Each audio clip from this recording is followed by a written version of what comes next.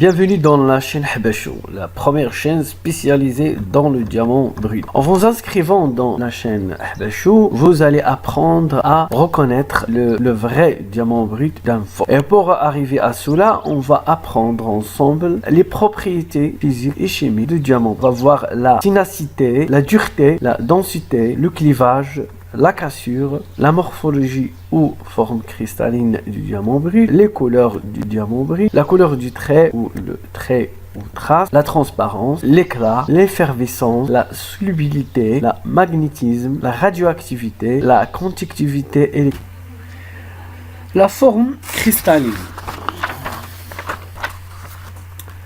C'est le résultat de l'agencement géométrique des atomes. Caractéristique de chaque minéral. Cette observation présente un atout considérable dans l'identification du minerai. La cristallographie est une science à part entière de la minéralogie. La forme des cristaux est souvent difficile à déterminer, de par la rareté des cristaux complètement formés présentes dans la nature et de leur altération. Cependant, la disposition géométrique des faces cristallines les uns par rapport aux autres reste constante. Et l'étude des plans et des angles permet de retrouver des formes fondamentales. Les minéraux cristallisent ainsi selon 7 systèmes uniques.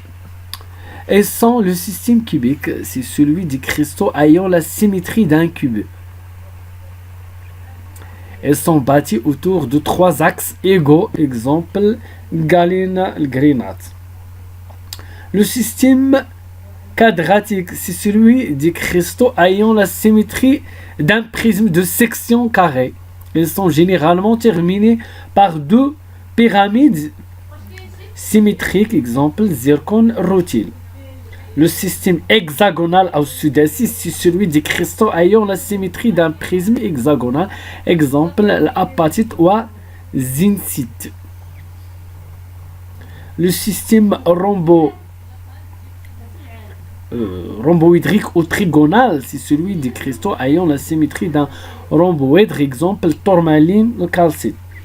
Le système orthorhombique, c'est celui des cristaux qui possèdent des éléments de symétrie d'un parallélépipède bâti autour de 3 axes perpendiculaires mais de longueurs différentes, exemple soufre stéroïde. Le système monoclinique, les 3 axes sont de longues différentes et l'un d'entre eux seulement est perpendiculaire aux 2 autres, exemple épidote et mica. Le système triclinique, les 3 axes sont de longueur inégale et forment tous des angles qui ne sont pas droits, exemple rhodonite, amazonite.